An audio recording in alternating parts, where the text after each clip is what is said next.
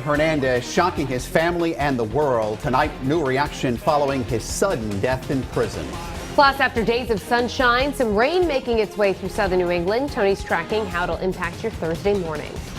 But we begin tonight with the very latest on the death of Aaron Hernandez. It's been about 20 hours now since the former New England Patriots body was discovered hanging inside his prison cell in Shirley, Massachusetts. And we've been tracking the story all day long. And tonight, there are still a lot of unanswered questions surrounding what happened.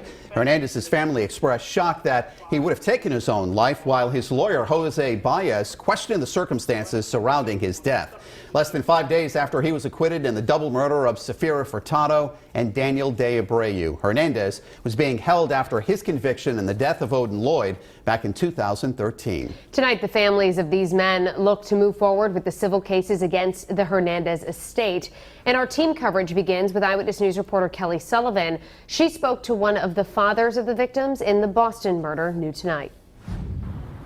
Here in Quincy, we heard from the attorney representing the families of Safira Furtado and Daniel De Abreu, as well as the father of Safira Furtado, Salvatore.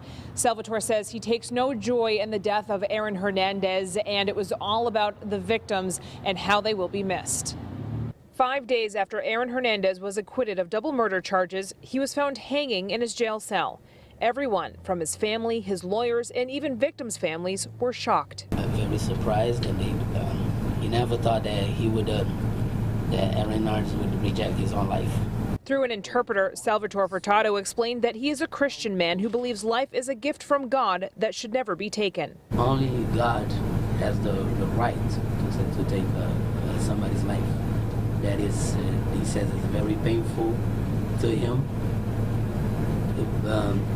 when somebody takes their own life. Attorney William Kennedy says it was also painful for Furtado to be in court for the trial. Every day he said that he was at court, it was like reliving the death of his son again. And certainly when the verdict came in, that increased the pain with the thought that the person that was believed to be responsible was not going to be held accountable. Kennedy says he filed a wrongful death civil suit even before the criminal trial began. He expects the civil case to pick back up, in which case the prosecution has to prove a preponderance of evidence. It's a lesser standard.